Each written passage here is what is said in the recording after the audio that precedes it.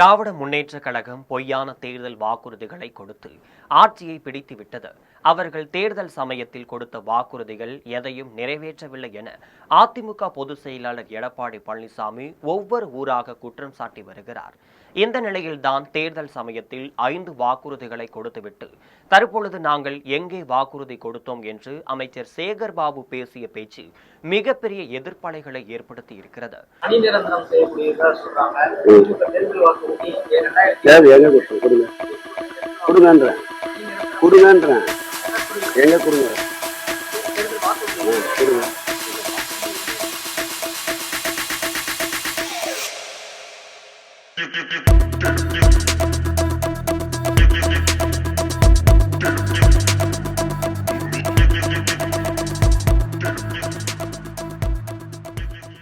துப்புரவு பணியாளர்கள் தங்களை நிரந்தரமாக்க வேண்டும் என்பது உட்பட பல கோரிக்கைகளை முன்வைத்து கடந்த 10 நாட்களாக சென்னையில் தொடர்ந்து போராட்டங்களை நடத்தி வருகின்றார்கள்.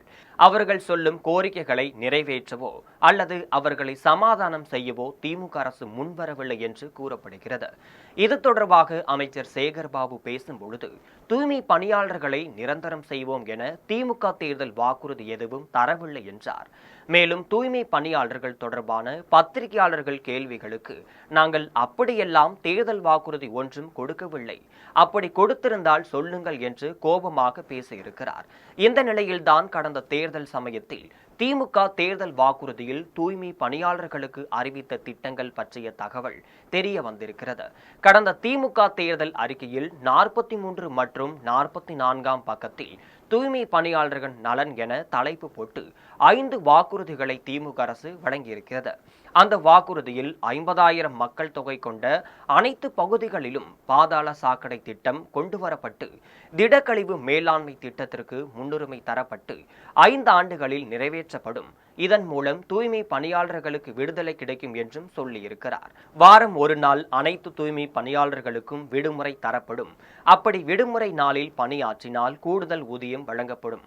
தூய்மை பணியாளர்கள் பணியில் இருக்கும் பொழுது உயிரிழப்பு நேரிட்டால் அவருடைய வாரிசுகளுக்கு கல்வி தகுதி அடிப்படையில் உடனடியாக அரசு வேலை தரப்படும் என்றும் சொல்லியிருக்கிறார். தூய்மை பணியாளர்கள் பணியில் இருக்கும் பொழுது 10ஆம் வகுப்பு தேர்ச்சி பெற்றால் அதே துறையில் காலியாக உள்ள பதவிகளில் கல்வி தகுதி தக்கபடி பதவி உயர்வு தரப்படும். தமிழகத்தில் உள்ள அனைத்து தூய்மை பணியாளர்களின் பணி ஊதியம், ஓய்வூதியம் போன்ற கோரிக்கைகள் உடனடியாக நிறைவேற்றப்படும் என வாக்குறுதிகள் தரப்பட்டிருக்கின்றன. இப்படி தரப்பட்ட வாக்குறுதிகளில் எதுவுமே நிறைவேற்றப்படவில்லை என்பதுதான் தூய்மை பணியாளர்களின் தற்போதைய போராட்ட களமாகவே இருந்து வருகிறது. ஆட்சிக்கு வருவதற்கு முன்னால் வாய்க்கு வந்தபடி பேசுகிறார்கள். ஆட்சிக்கு வந்த பிறகு எல்லாவற்றையும் மறைக்கவும் செய்கிறார்கள், மறக்கவும் செய்கிறார்கள். இதையெல்லாம் நியாயமா? நாங்கள் பாவப்பட்ட ஜென்மங்கள், எங்களை பழிவாங்க வேண்டாம். நீங்கள் கொடுத்த வாக்குறுதிகளை எதற்காக மறைக்கிறீர்கள் என்றெல்லாம் தூய்மை பணியாளர்கள் கேட்கும் கேள்விக்கு முதலமைச்சர் மு.க. ஸ்டாலின் தான் பதில் சொல்ல வேண்டும் என்று பொதுமக்கள் வருத்தம் தெரிவிக்கின்றனர்.